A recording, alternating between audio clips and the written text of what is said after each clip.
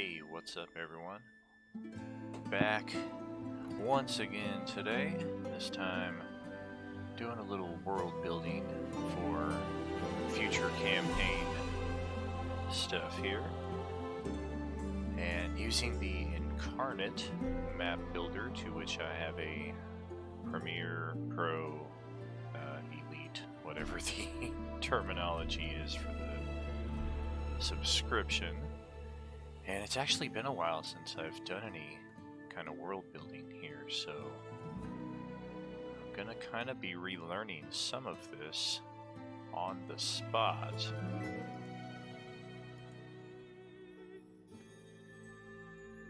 Little background music provided by Epidemic.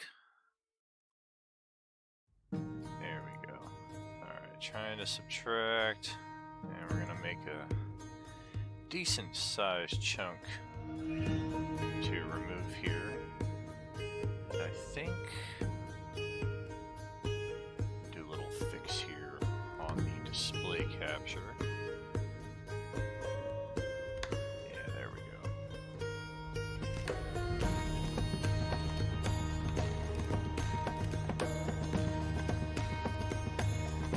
Even though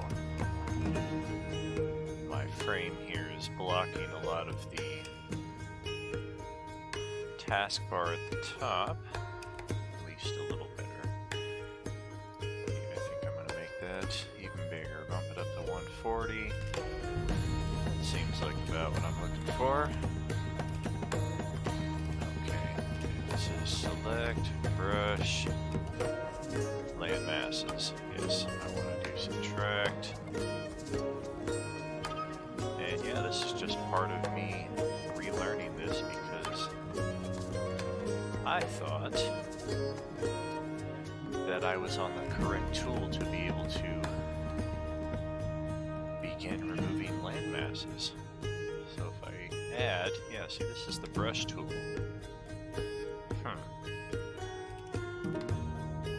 Strange. Yeah, this is way different already than I am used to. There used to be a foreground and background option. I am not seeing those at all. So I guess everything now is just add the land masses. And I guess if that's how it is, yeah, let's go ahead and subtract that. Scratch all of that. Begin anew. And this time we're going to add advanced settings. Yeah, none of that seems to be what I'm looking for. Brush tool. Yeah, here we go, the texture catalog. Oh yeah, this is definitely looking a bit more advanced than I'm used to.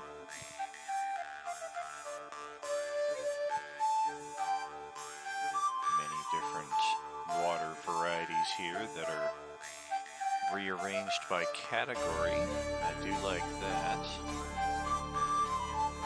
I tend to like the lighter color water, so stick with that.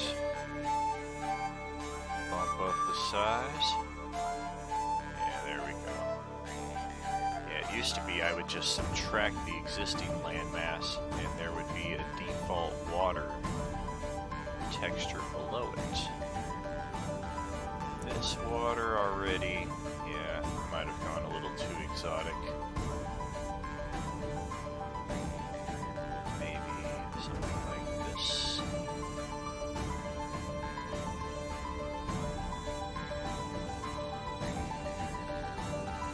That's gonna work. Maybe a little better.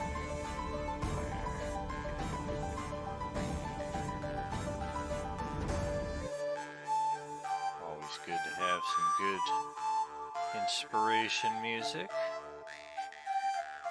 And here, essentially creating the lake that will be around the island. Oh, see, here's foreground, background. Just went right over that. So, foreground. We want land masses. Adding. Yeah, something like this.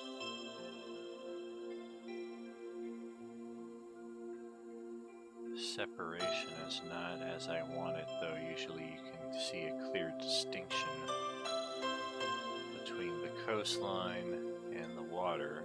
This is just... oh, there it is. I guess I just had to release. Excellent. And we'll make the cursor tool a bit smaller.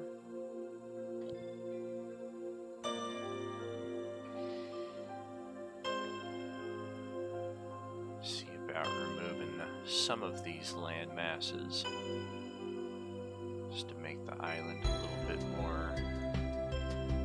I think 80's even going to be too big. Shrink that down by half. Just kind of play around with some of the edges here. See what we come up with. Incarnate's kind of intuitive in that respect. Really have to do a whole lot of messing around before it kind of makes the adjustments just so. I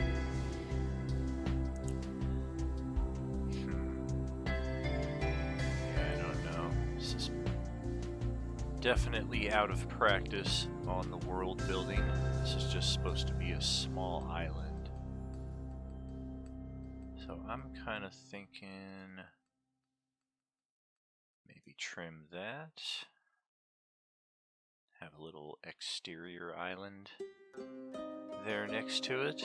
Then I can already see I'm gonna have to go back to the background layer there just to shade in the rest of the backdrop there.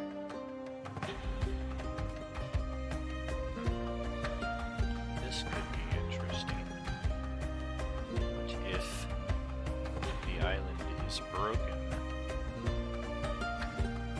or just has rivers passing through it?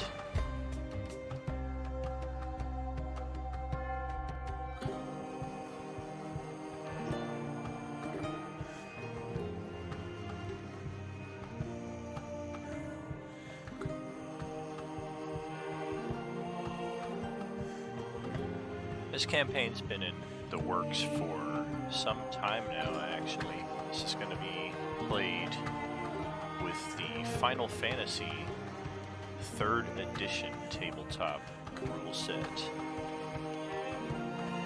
And my group has had access to that information for, I want to say, the better part of a year now. And this campaign has been in the preparation stages. And for whatever reason, we just keep going back to different games, returning to other stuff, what have you. Ultimately, this campaign will see the light of day. It just may be a good while before that happens. Let's just keep chopping away until we get something we're happy with. Never really know what the shape is in my head. I just kind of mess around with it until I'm happy with what I'm looking at. A couple tiny little lakes. This is meant to be a very small island, so I don't even know if those would be lakes more so than ponds. Okay, go back to the tool here. Fill in all of this backdrop with water. Just get a better idea of what we're actually looking at. It's looking okay. Still a little weird for me though.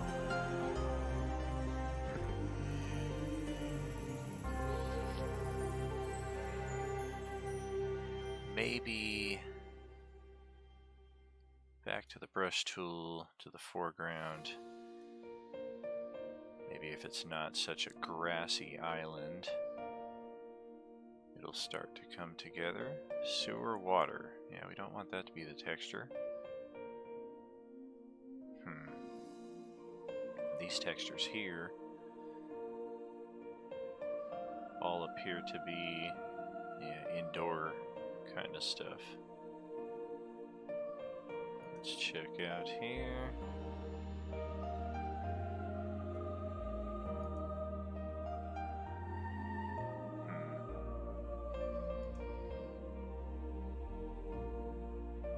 Maybe kind of a desert island. Seemed like there were a lot more textures before, but they weren't labeled, so a lot of it was just kind of, what do you see? And how are you going to use it? Grass, grass, grass. I've had my fair share of grass today, thank you very much, but we may end up using some more here on the island. Dirt island. Let's just see. Scatter that around a little bit.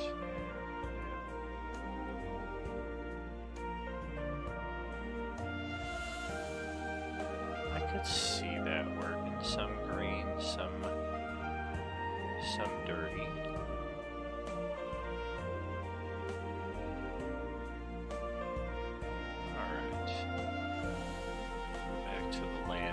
Tool, tinker around with this just a little more. I think shred that down.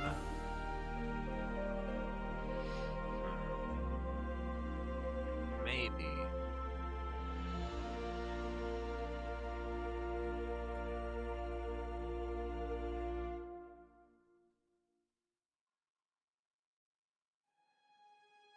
This place is going to be called Academy Isle, and I have a couple different thoughts for what exactly that's going to mean, but again,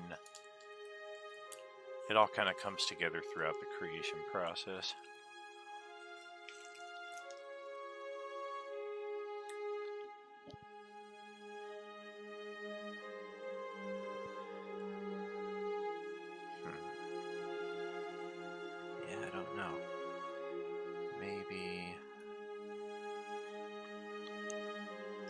That's okay.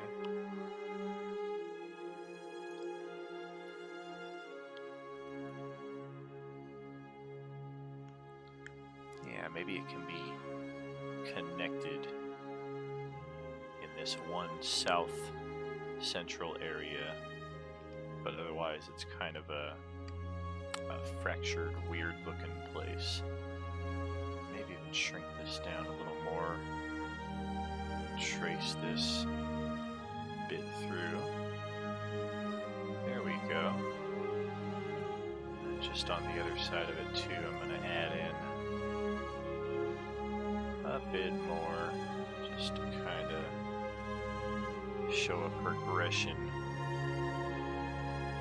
Yeah, there we go. Yeah, I like that.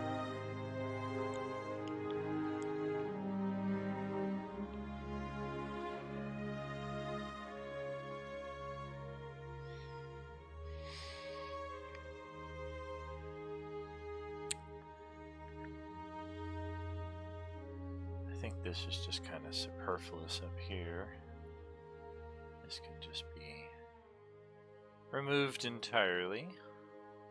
Although now I like those tiny little slivers even better, so we're going to leave that.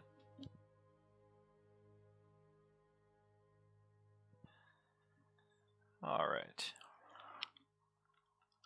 Go back to the brush texture. I think I want to add in some sand here on occasion. Make it kind of a small. Oof. is kind of jarring.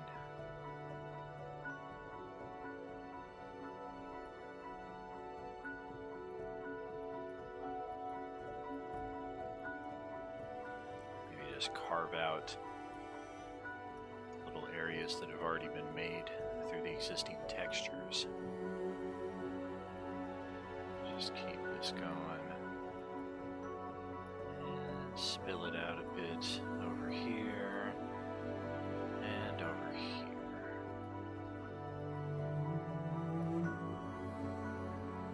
Well, I don't know. Now it kind of looks like a desert in the shape of a chef.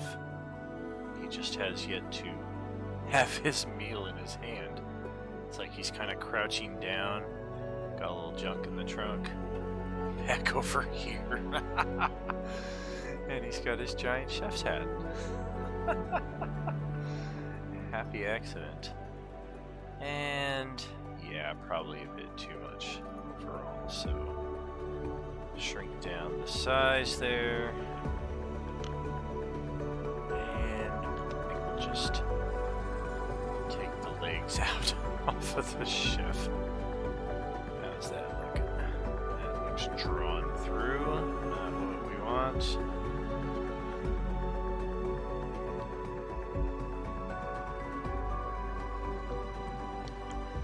Yeah, here we go. Something to work with. Alright, I think we can make that palatable. And kind of the same thing over here. Still a little different. We're just going to have a tiny splash of desert here in the center.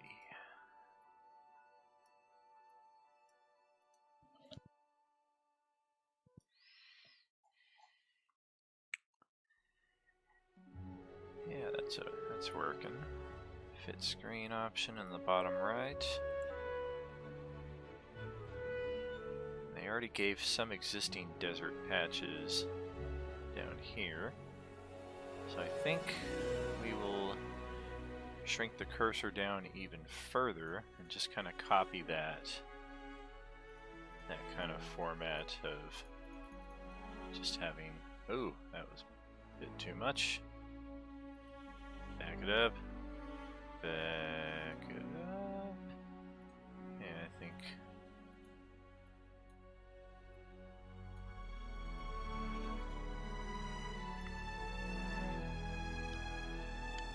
Yeah, here we go. Splotchy textures and what have you to the desert area itself. Maybe we can get in a little closer. Yeah. Occasional darker complexion areas right there. Slide. Apparently I don't know how to do that, so controls change on occasion. And repeat, same deal.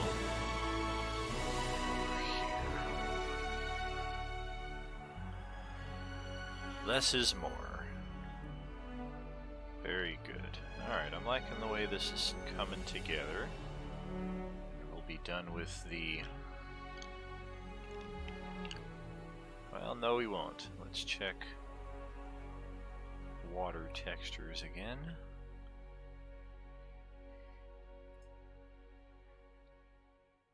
Yeah, something like this in the background. If done right. Doesn't really seem like anything is happening. I think the cursor might be too small. Bump that back to a 25. Yeah, here we go. Just a bit of bluer waters right along the shoreline. Waters, bluer all together. Subtle differences, but can definitely make the map pop a little bit.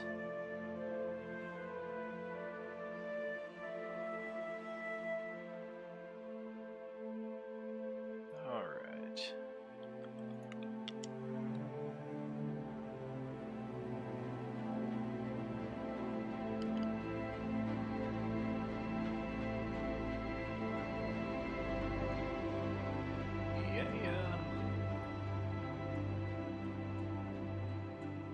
I do enjoy building these maps, and I think Incarnate has an amazing engine to do just that.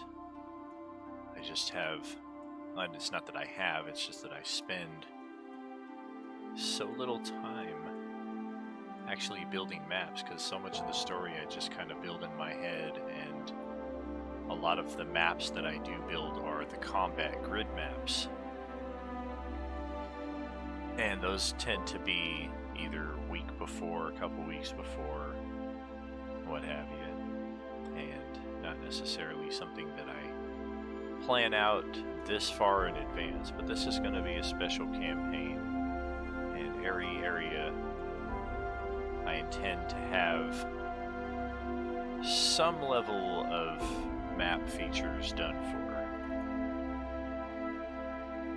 And I'm already not liking this. That blue contrast is just a bit too exotic, and Sandals, Jamaica, perfect water for the feel of this map. So I'm just going to go back to the original. There's already kind of a coastline difference. You can see just it's a lighter color, and you can see the wave lines and coastlines of the water and what have you when zoomed in very closely.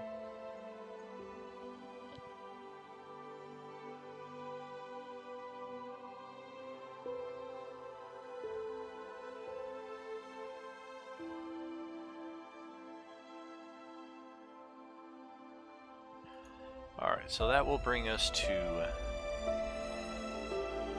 the stamp tool here. And this is always my favorite part of the map. They've added in a lot of new features here. Everything has its, well, not everything, but most things have their own little subcategory. The different koi fish, for example. Now these are all interior kind of stuff.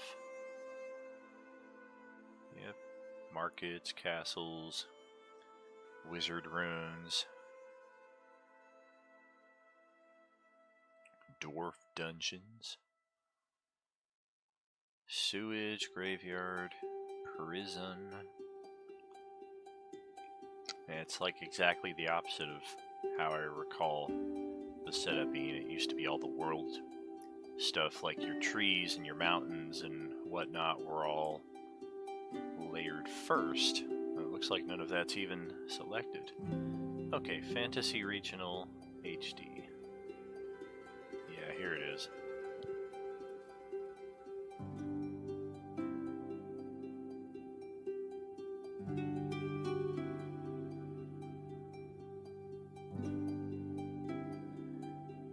A lot more effect options have been added in.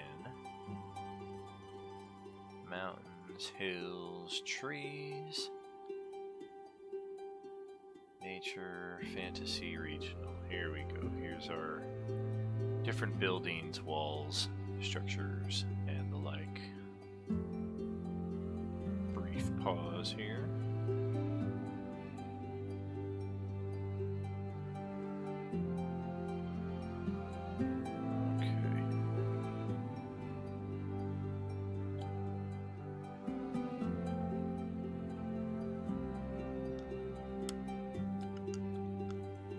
Small village buildings. Yeah, I don't think I'm going to use these either. Yeah, different buildings. I like the tokens, I think.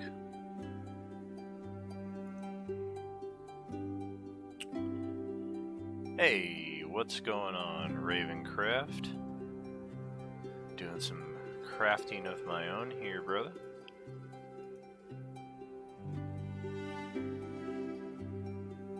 Building for the far future, in fact.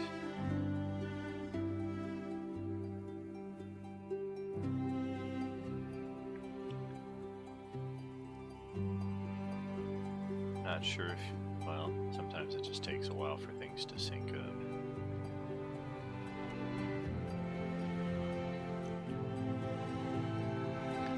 Fantasy world, icons, here we go. This is what I like to use for my larger map features. Dwarven towns, dwarven, human temples, towers, human ports. That's what we're looking for.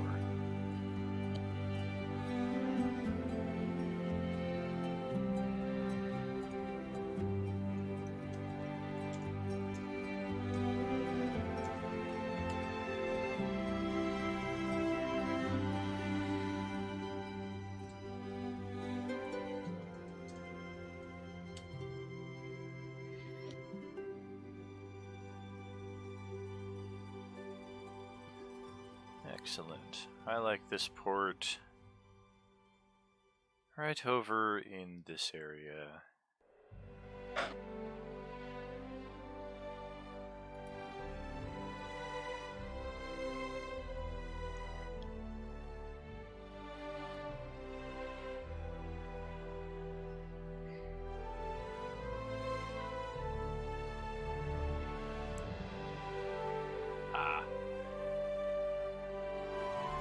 Buffering issues.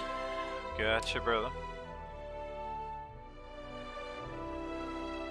Okay, so there's our first location on the island.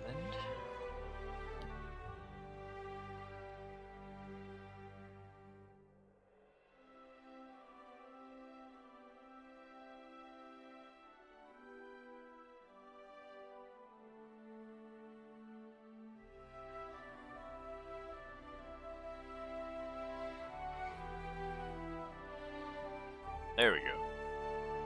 Stupid spinny thing. Yes, indeed. Now, once again, it looks like Lord Grelix is here viewing, but I'm not sure if he's actually present or if it's just showing as a courtesy viewer. But in either case, good to see you both. Close friends of the RU crew. Markers. Okay.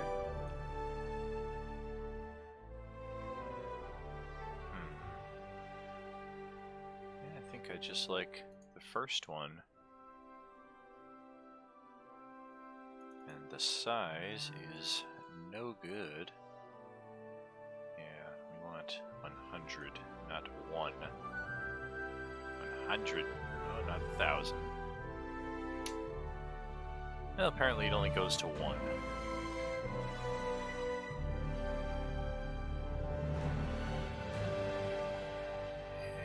And right there in the desert, I think, is where we shall set that. Oh, is that true? Well, that's easily fixed. Just turn that music down a smidge. I should be coming in at a decent volume for my microphone. How's that sounding?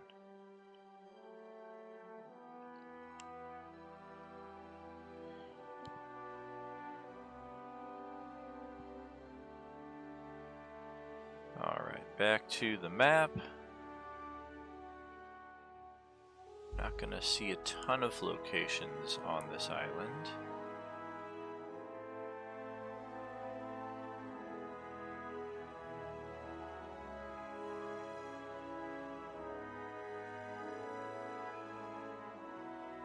Double check, mic test. Yeah, I mean, I'm coming in. No, I'm not building in the Roll20. This is through the incarnate map maker. I'm definitely speaking a bit soft. I've been talking a lot today. But levels seem to indicate pretty good. I can always crank the epidemic down even further if need be. I don't really need to hear it.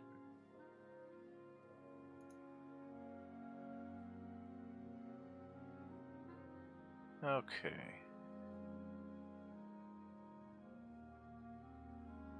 Yeah, I do have the Roll20 open here in the background for when it comes to it, but I'll actually need to go and seek out the correct campaign. Oh goodness, it is buried.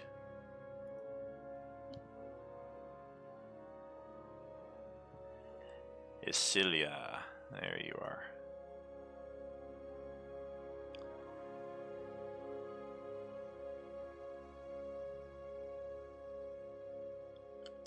Ah, yes.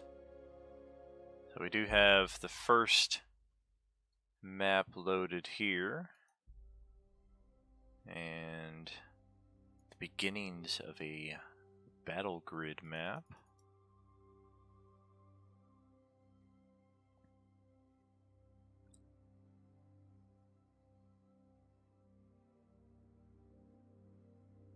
Digital pad. Very nice, Jason. Yeah, I'm kind of like you in the carpal tunnel boat. I don't have a whole lot of dexterity when it comes to writing or drawing maps anymore, so I have to do it all digitally like this.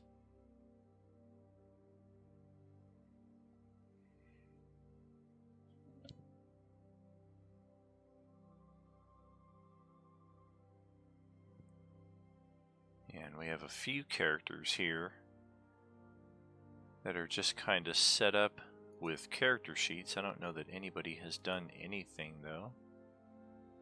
And the reason we're playing Final Fantasy 3rd Edition is it is the... Well, I don't want to say the only one. I would hate to go back and check and find out that they finally uploaded 4th Edition after I'm finally starting to learn 3rd Edition. But at the time that this was all conceived, the 3rd Edition was the only edition. Oh wow, this is going to be a monster dungeon. This is one of those dungeons I create that the party will spend probably about a month, maybe 6 weeks in here, especially if there are adequate encounters along the way. Typically we'll have in a dungeon like this at least a dozen, maybe upwards of 20 encounters of varying strengths. So yeah, that's sitting there. I think I have a couple characters that I was working on. And nothing there.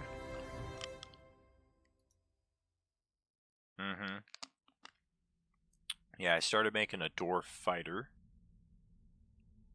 And this is definitely a sheet that will take some getting used to, and a system that will take some getting used to for all of my players. A lot of the basics will translate accordingly.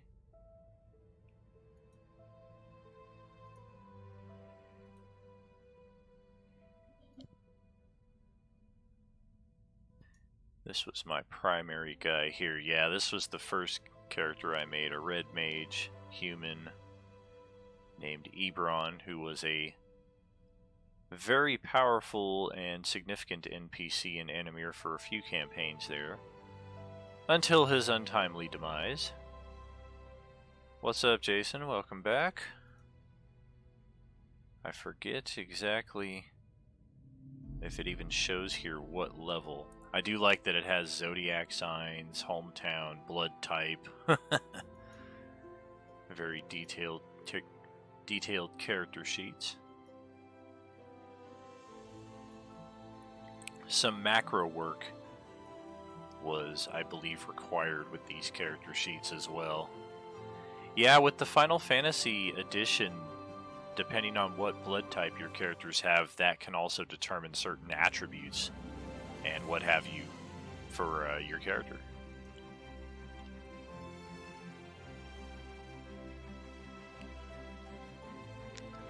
All the different weapon skills.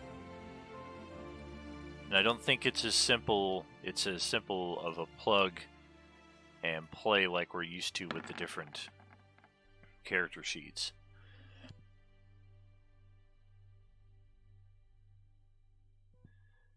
Yeah, this required a lot of macros specifically added in, if I recall correctly. I cannot remember where the heck the levels are, though. Yeah, and then these sections here, also with the individual casting and the Nirvana weapon. A lot of these required copy and pasting from the online textbooks.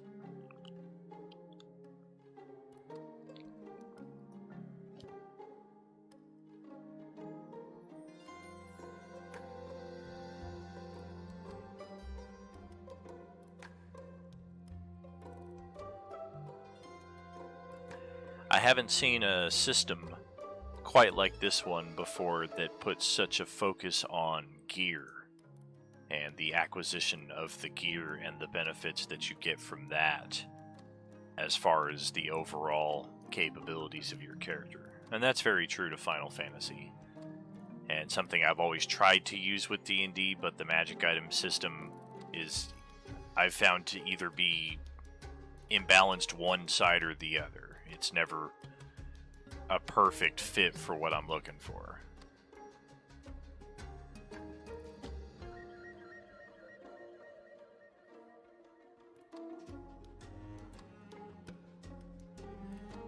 Alright, so back to this map here. Looking for one more icon. And I think orc buildings, yeah, one of those could feasibly work. Orc capital number 4. Why not? Let's go ahead and throw that down.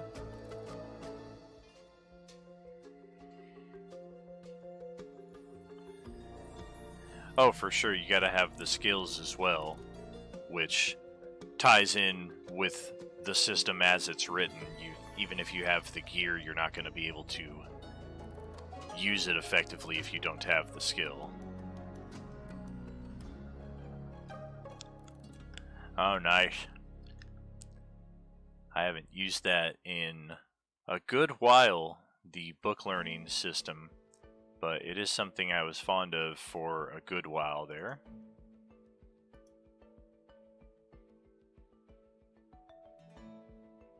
I think this one should be right about there. Okay, so 3 locations for the Isle.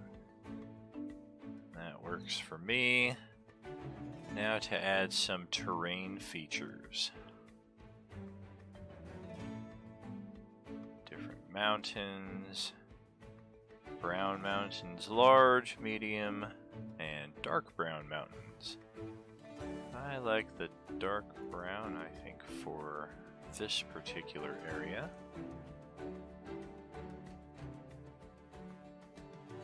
And yeah, pretty much right here. If you select one category of mountains, it automatically switches with each click. So if there's 9 different varieties of these brown mountains that I've chosen, you can see how each time I select one, it's giving me a different mountain.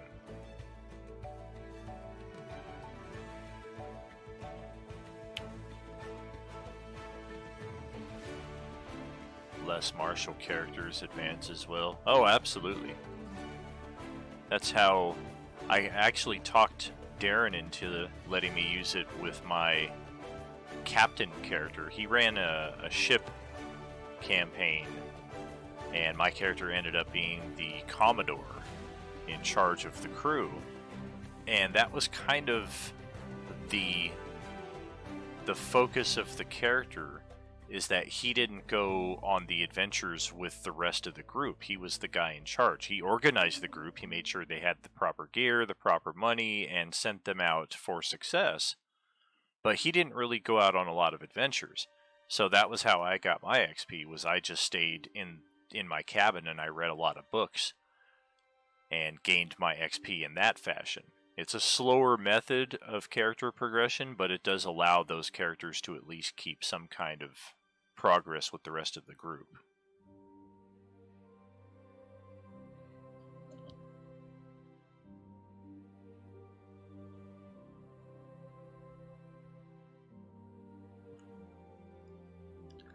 What's the variable to which you refer, like the variety of different mountains? Yeah, that looks like a good cluster right there in the center, which is what I'm looking for.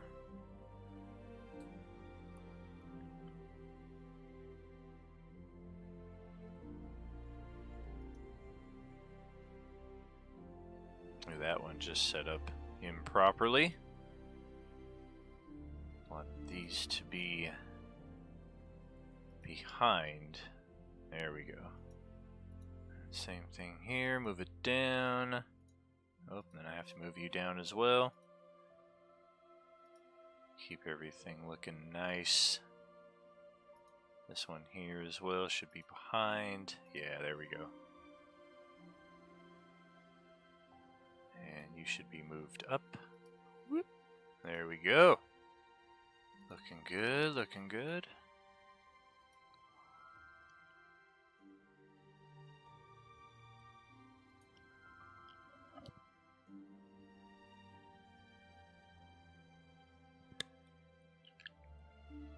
Yeah, I want to say this particular group of mountains that I chose had 9 different variables. So each time I click one, it's just automatically choosing one of these different mountains right there. Oh, for sure, and that just goes in with my often chaotic design of map creation. I don't always have it in my head what it's going to look like. I just kind of start throwing stuff down, and then I see the picture as it will be, and that requires a lot of fixing on the back end. If you catch the first part when I was just designing the island itself, that was a rather lengthy and tedious process where I was going through different colors and seeing, well, this looks good, but it's too exotic for this map. And this is getting a little too crazy for me, so I'm going to make the island look not quite so insane. Yeah. I don't think... Yeah, it shows that there's one viewer here, but it shows you and Dawn are both in the stream right now. But Dawn has shown up in every stream I've done for the last few days, so I'm wondering if it's almost like the Roll20 thing where he was just logged in permanently all week, it seemed. I don't know. Alright, now I'm just kind of scrolling for no purpose here. Alright, I built some mountains, craters, caves.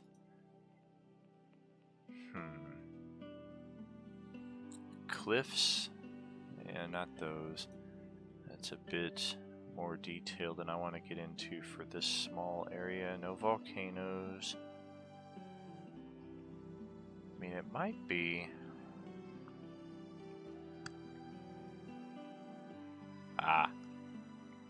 Impromptu decision on my part. I was just sitting around, had finished dinner, finished cleaning everything up, was watching some TV, and then I just felt like doing some world building and thought maybe I'd do some narration along with it. Maybe wasn't the best idea. My voice is still a little shot from all the voice acting and narration from earlier during the Final Fantasy stream, so I'm constantly having to mute my microphone so I can clear my throat and not have it be such an annoyance for anybody who's listening.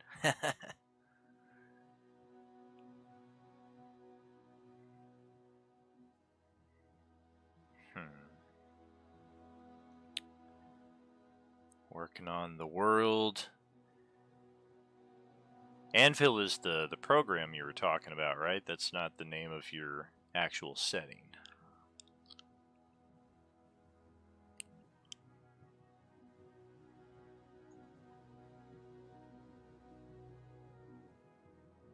Very cool. Yeah, please do.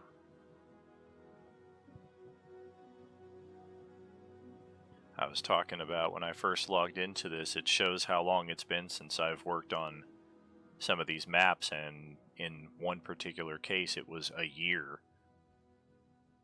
And I don't check in with this program as much as I should, considering that I have the Pro subscription for it. And since I have last checked in, they've made a lot of not only additions to their overall features, but they've changed a lot of their overall layout. So I'm kind of relearning just how to build a basic map here.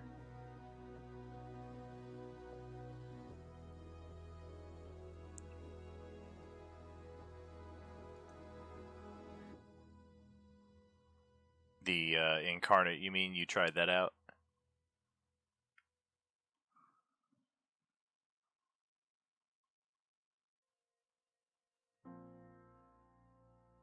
Man, I thought there were a lot more icons than this, but I guess not. Yeah, I do recall you saying before that you had tried Incarnate out, but maybe it didn't have everything you were looking for. Oh, nice.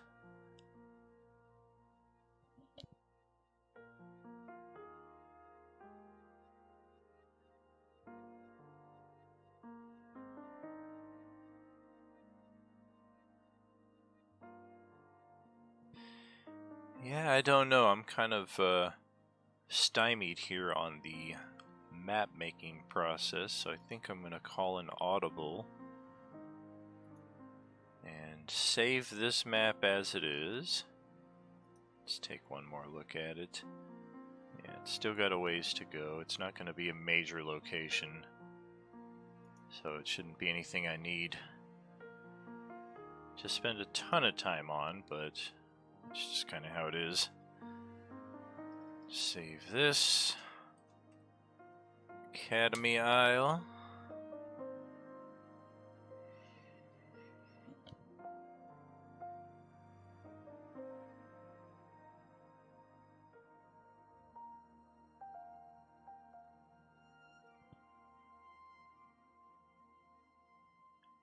Almost there. Cancel saving. Okay, back to my maps. Alright. So, Isilia region.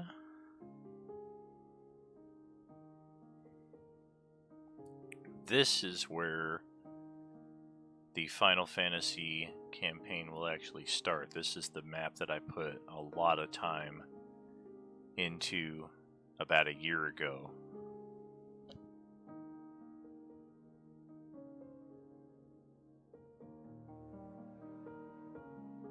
You know, I'm not even sure. I forget even what benefits I'm getting from the Pro version. I'm assuming that it's access to all of these pieces. So I think it is. It's a pretty low cost. It's only like $25 a year or something like that. So as long as it doesn't get ridiculous, I'm fine with it.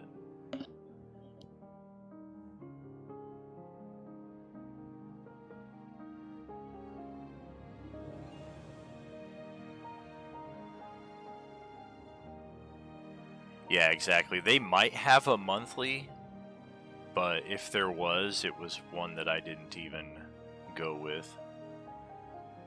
So yeah, I'm going to go ahead and close out the Incarnate and skip on over to the upcoming Star Wars.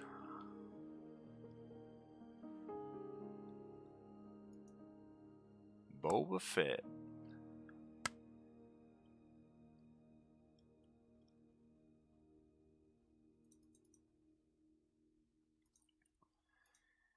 Yeah, never mind that. You don't need to see any of that.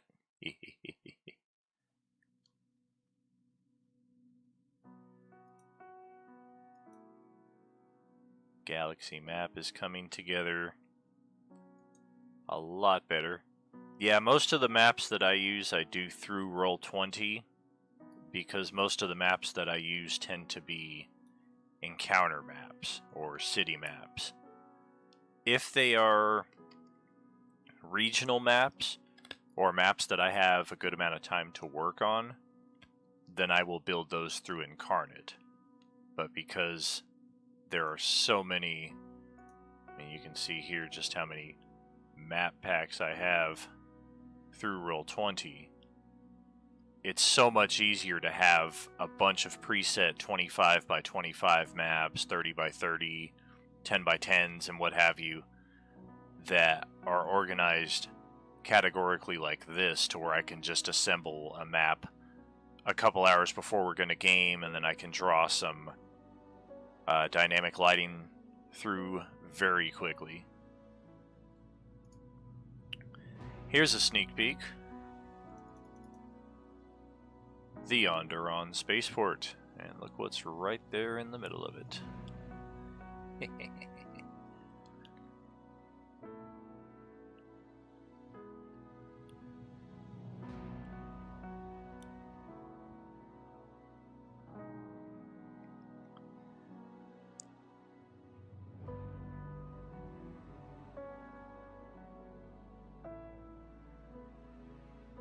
Oh yeah, no worries.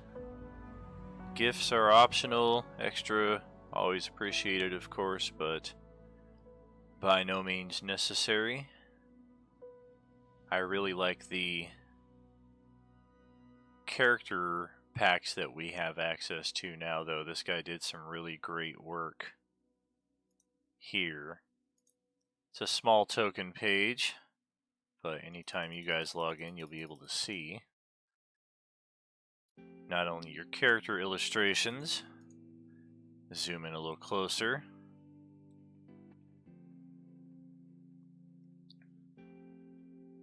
very cool, Jason, thank you.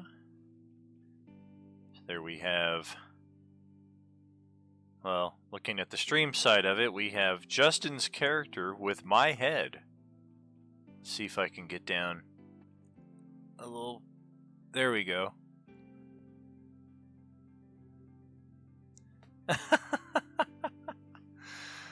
Okay, so there's Justin's character, and then here's the token that we've used for him, which, I mean, this guy did some great work on some actual Star Wars stuff. And then here is Cestus Kivari, one of two art illustrations we actually have done for him. And once again, my head is just perfectly right there in the way, although I guess it's technically the donation box that's blocking the head, but in either case, also a pretty cool Mandalorian token to go along with it. And then John's character, oh, I'm definitely going to be blocking his character's head. I think he's the tallest one in the group.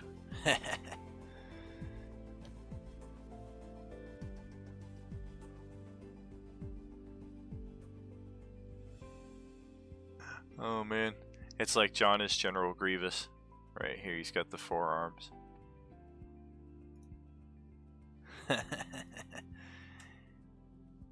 And this ended up being a pretty good token for his character. Noble with the dual blasters. And then we have James's Chis Lithrolindrano, otherwise known as Rolland. None of these characters have faces, they all just look like me. It was kind of part of the marketing agreement that we had, since my face is the Roleplaying Unlimited logo. Oh, here's the best one. We can actually see James's head, but only James's head for his token.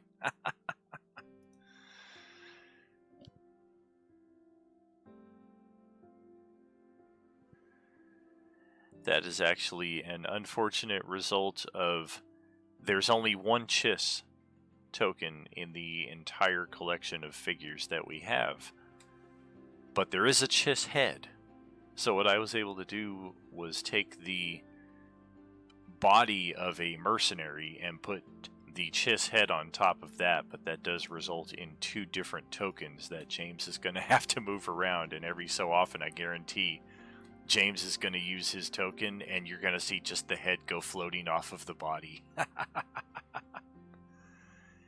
And here we have Stevie, portrayed by Evil Dawn, and looks like young Han Solo is the inspiration for this particular figure. Other characters, NPCs, and the like. Intro plot and destinies, I don't think I'll go into that.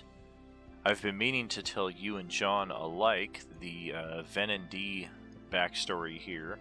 I took most of what you put down and I made a few edits to it, mostly grammatical, but a couple plot alterations, namely in the back end of the paragraph down here, as far as nobody knows the terrible secret of his darkest moment, meaning what John's character did.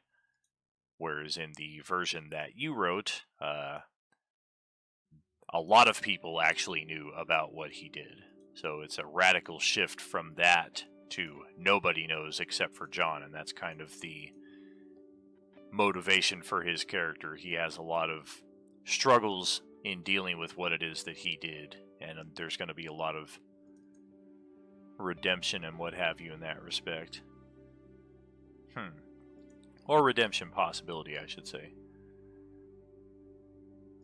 Joseph Gordon-Levitt. That is Robin, right?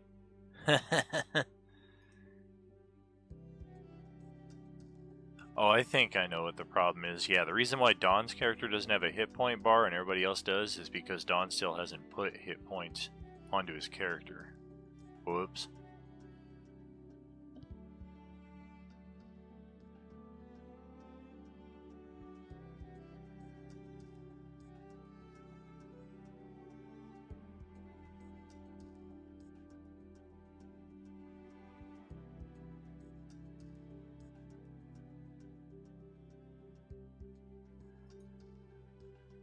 Alright, so I'm going to actually have a lot of characters to build here.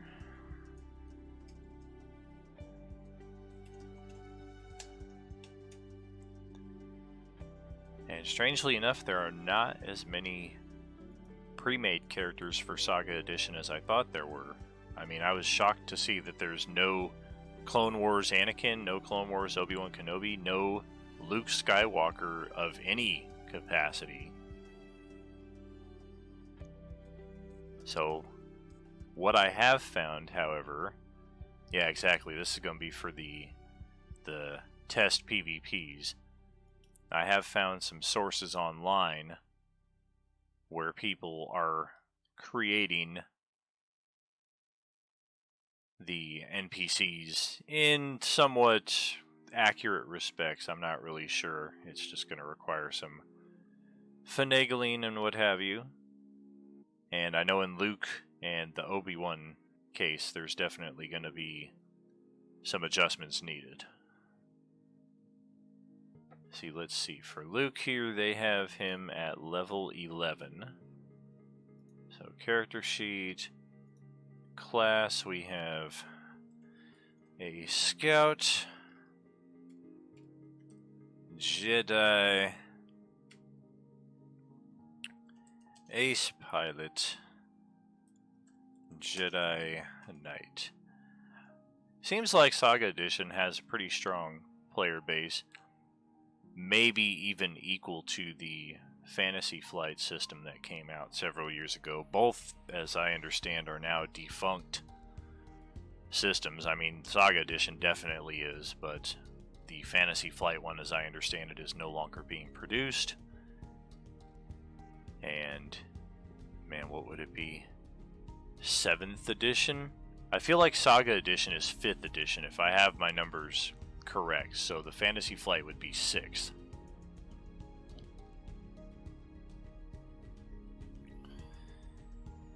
Alright, Alright, so Luke is rocking level 11. And species, gender, a lot of that stuff I'm not even going to bother with. We know what Luke looks like, who he is. Core attributes, interestingly enough, him and Obi-Wan are both like neck and neck on what their attributes are. 16 dexterity, constitution 14, and then he is 14, 14, 15.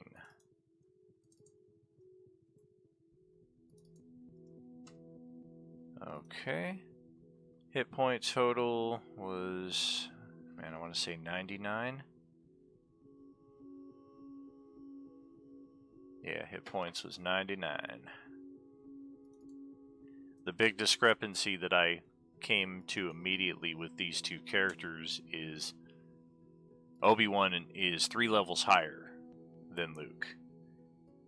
And just the difference in those levels seems to make a huge difference, because Obi-Wan's defense is a 30 and Luke has a +9 to attack. So you need a natural 20 just to hit him. Unless you use just the single attack, then you could potentially break through the defense more often with a +14 to attack.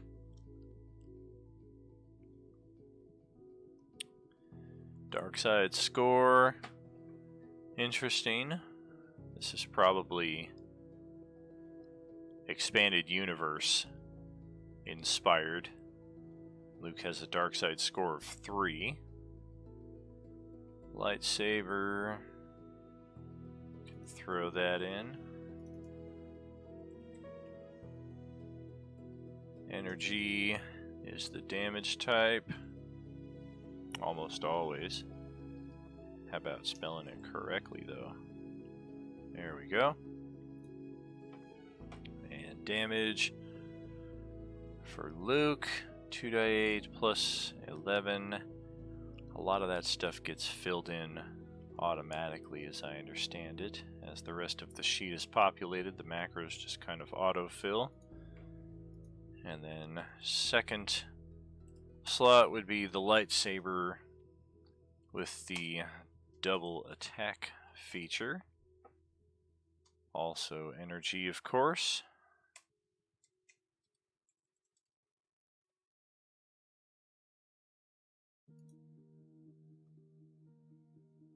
Okay. I'm going to swap over the music as the playlist is about to end. Just in case. I think my day's about to end too. My energy level is rapidly depleting, but we'll see how far we can get with at least getting Luke locked down here. We got his talents. You get so spoiled playing 5th edition on Roll20 and having the SRD and everything being able to auto-populate that anytime you switch over to another system and you have to enter all of this stuff manually, it just seems like such a pain in the ass. Elusive Dogfighter. That'll come in handy in a one-on-one PvP. Redirect Shot. Probably only going to come in handy if we face uncivilized Obi-Wan. Severing Strike. A lot of these abilities I don't even know what they do offhand, and perhaps more importantly, I don't even know what book they can be found in. So I'm really glad that I created my own comprehensive index so that I can at least, I know these are talents. Okay, I go to my talents chapter and it's all alphabetical. So redirect shot, I'm pretty sure that's in the core book. Severing Strike, I'm not sure if that's in the core rule book, if that's in Jedi Academy manual. Yeah, I totally get that. I mean, I played Saga Edition a lot, but just taking a few years off from it, it takes a lot out of your mind as far as how much you retain. Oh. Okay, so feats, we got double attack, lightsabers. I remember getting this book mail ordered from Barnes & Noble when the system first came out and having most of it committed to memory within 24 to 48 hours, and I was ready to immediately switch to this system from the get-go, and now I look at it and I'm just like, wow, this is complicated. Force sensitivity, there we go. Force training. That's where you're going to get your skills, or your force powers, I should say. Yeah, West End was the first one, the D6 system. And then they had the first D20 Star Wars system, and then they had the revised D20, and then I think Saga would have been the one after that, so maybe Fantasy Flight is 5th edition, and 6th would be the one that's coming out next.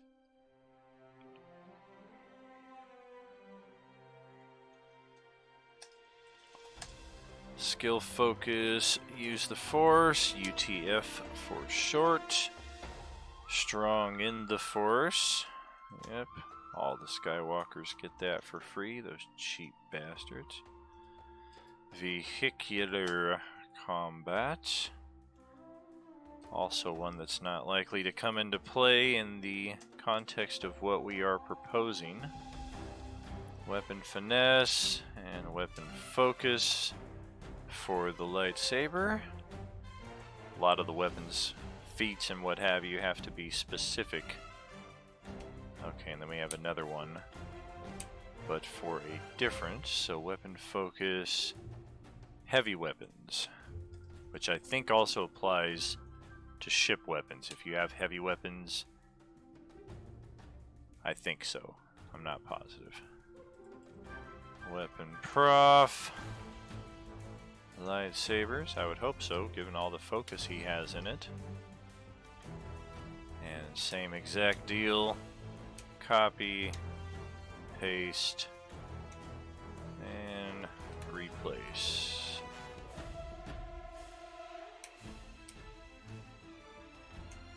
Oops. Maybe if I remember how to do this correctly.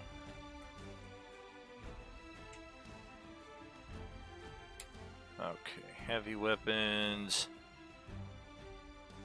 Another weapon prof.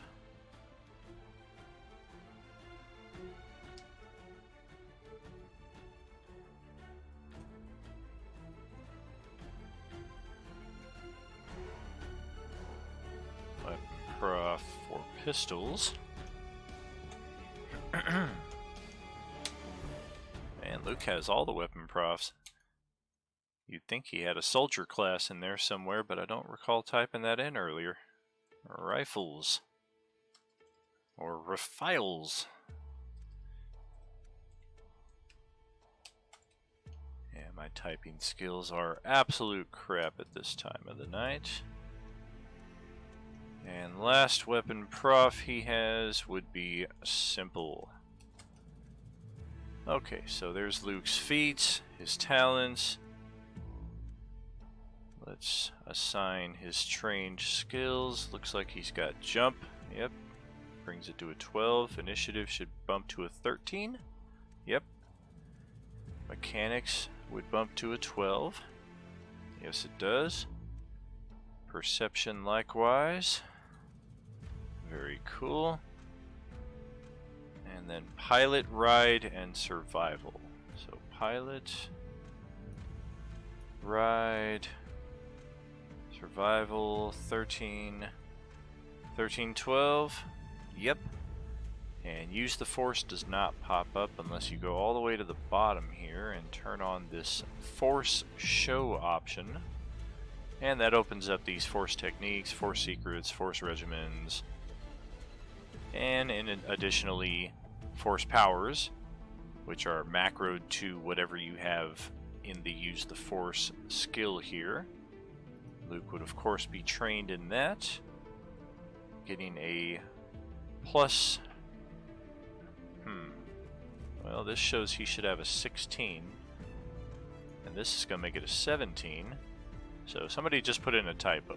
I can definitely buy Luke having skill focus and use the Force.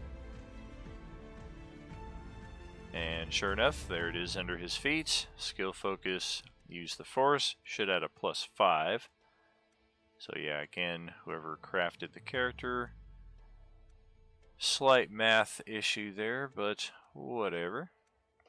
Okay, base attack bonus. That's going to be an important one to fill in. Should be a +9. And that will assign accordingly to all of his attacks. Okay, 11 plus strength modifier is a 13. It's his own crafted lightsaber, so it's an additional +1 to attack. And attack formula here. Right, so -4 off of that. Actually, -5 off of that. Because it's a double attack. And yeah, these numbers look to be correct. So... Test attack, lightsaber number 1, single attack. No additional modifiers. 25 to hit for 11. Looks like it's a D20. Results in a 13 +9 +2 +1. 10, 11, 12.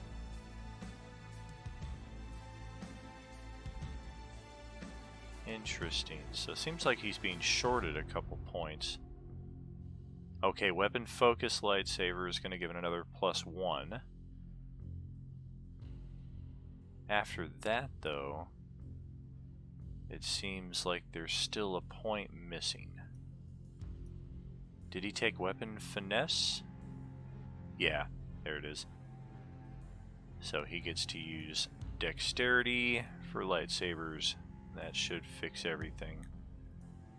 Everything gets an extra +1 because of the weapon focus. Try that again. It should be at a +14 overall.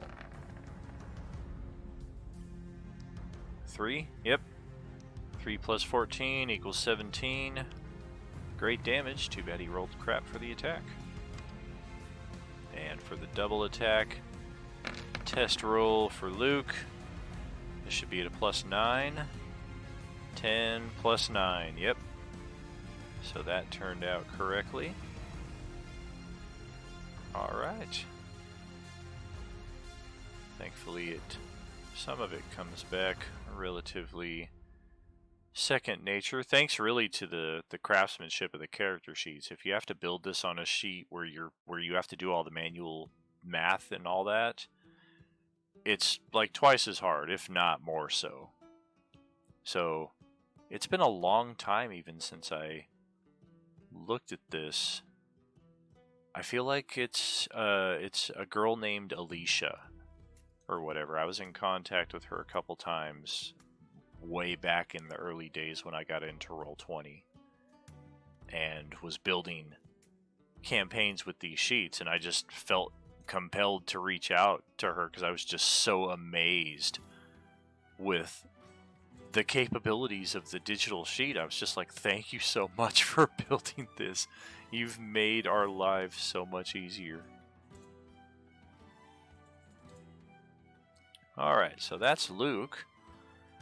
I know there's more to it than that. What force powers does he have? Force powers, sweet. Mind trick, move object, and surge.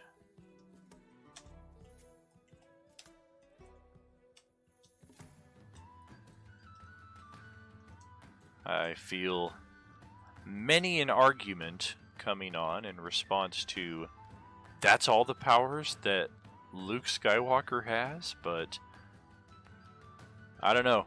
I didn't create the character. This is another player's viewpoint on what the character can do, and there's always, as Dawn and I were talking about, and I think you might have been there too, Jason, just there's always a certain amount of dumbing down the cinematic version to the tabletop version. If there was not, then every player in a superheroes campaign would want to play Quicksilver, because they can solve every combat before it even technically begins. So even though we've seen Jedi do amazing things, there's always a large degree of nerfing, so to speak, that's going to take place when you do the transfer to the tabletop version. And you look at all the feats that Luke has here, and the talents. It's very reflective of a farm boy character who knows how to fly very well, but is also capable in using the Force and proficient in many different forms of combat. He's a very well spread character. He's not a min-maxed character.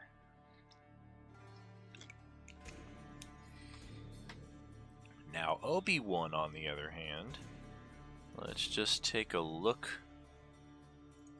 at him. See where we're looking. Yeah, we're going to see an immediate disparity too, because Obi-Wan is level 14 to Luke's 11. So we either need to drop Obi-Wan or we need to improve Luke. I'm not sure which it needs to be. Jedi Knight,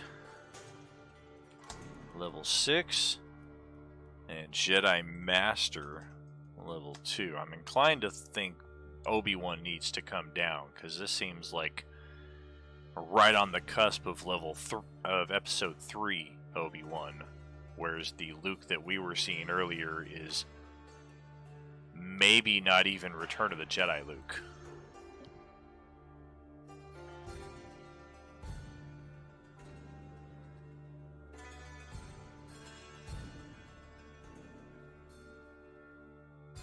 Yeah, as far as the precognition, there's two different ways of doing that in Saga Edition. Your character can either take the power itself, or you can use the Force skill as kind of a rudimentary version of a lot of the more finite Force skills. Like, you can still move object with use the Force, even if you don't have the move object skill. But if you want to be specialized in moving objects, you have to take the move object Force power. So yeah, I think Obi-Wan here needs to lose both levels of Jedi Master and 2 levels of Jedi Knight. So that's going to make him equal to Luke in overall level. And he's looking at, as far as raw attributes, very comparable to Luke. Nothing the size of a starfighter. Haha, yes indeed. Yeah, it seems like Luke definitely picked up. This is post-Empire Luke, but maybe not. Maybe like Jabba's Palace Luke. So Obi-Wan's got 1 point higher of strength than Luke. Dexterity is the same. Constitution is, I believe, holy crap, he's got an 814 Constitution. No, he does not. It's a 14. Constitution 14, and then Intelligence is 1 point less than Luke. And then Wisdom and Charisma are exactly the same. So very comparable. They've got the exact same number of attributes. It's just Obi-Wan's got a point extra of strength, Luke's got a point extra of intelligence. Which, yeah, does make sense, as you're saying. I mean, Luke has more, he's more mechanically inclined. Yeah. Did you see the modifier there? It was like 400 and something hit points extra every level. And see, we took, let's see, level 14. We took,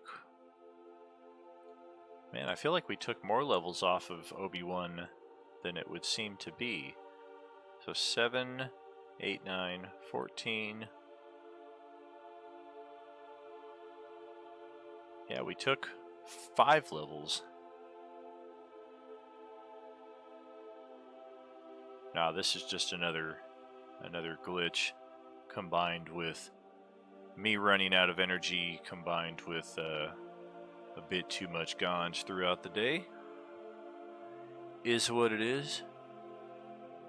Obi-Wan has considerably more force powers than Luke does. Let's go ahead and activate that section. Darth Nihilus a run.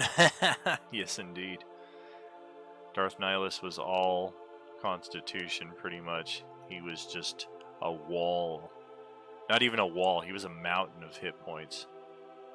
Players hated facing him so much, too, because he was the only teleporting villain in Star Wars that we ever had. So he would just appear randomly when least expected, and then when they would start beating him down, he would just phase away.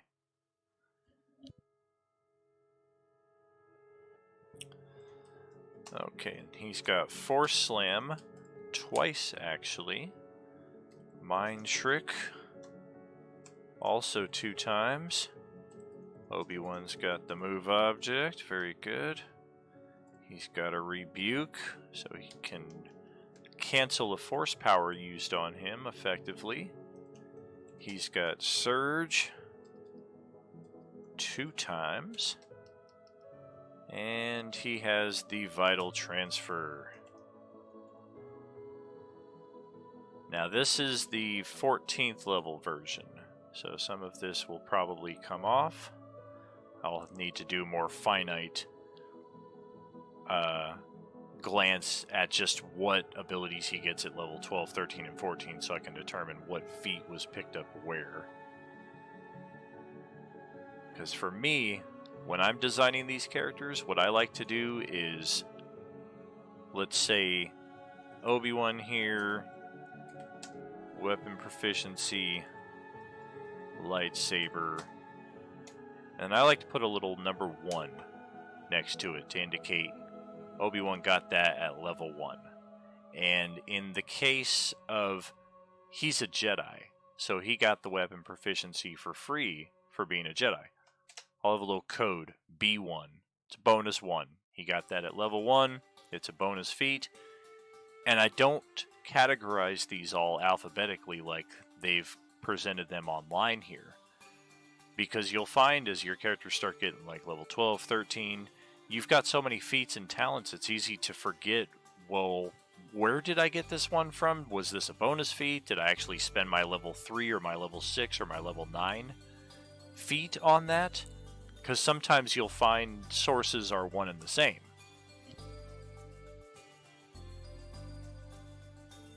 Oh yeah, that's a handy thing as well, the having your own sheet. I just always encourage it to be on the character sheet itself, just in case I ever have a question about it. It's all presented there for me to see so that I don't even have to ask the player what the question that I have. So yeah, that's just an example of how I would do Obi-Wan's feats. I would do the talents the exact same way, as far as reflecting what level it is, whether it's a bonus feat. If it's a Jedi Knight feat, it might say Jedi Knight 1, or a Jedi Knight talent. It might have the exact same thing in that respect, just a kind of code that ties into other things on the sheet.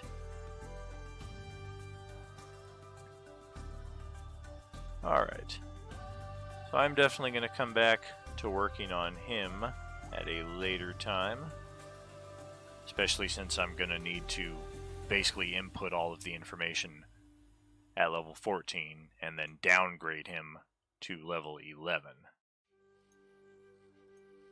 Go ahead and back out of this here. Gotten out of the habit using Hero Forge. I've still never used that one. I know some of our players were using it back when I was still running it in person.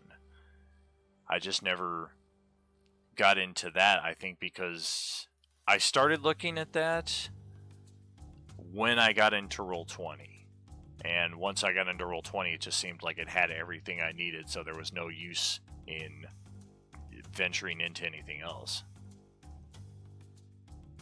Alright, so that is a little bit of map building, a little bit of Asilia construction, Final Fantasy 3rd Edition touch on, and NPC construction for the Star Wars What If imminent return.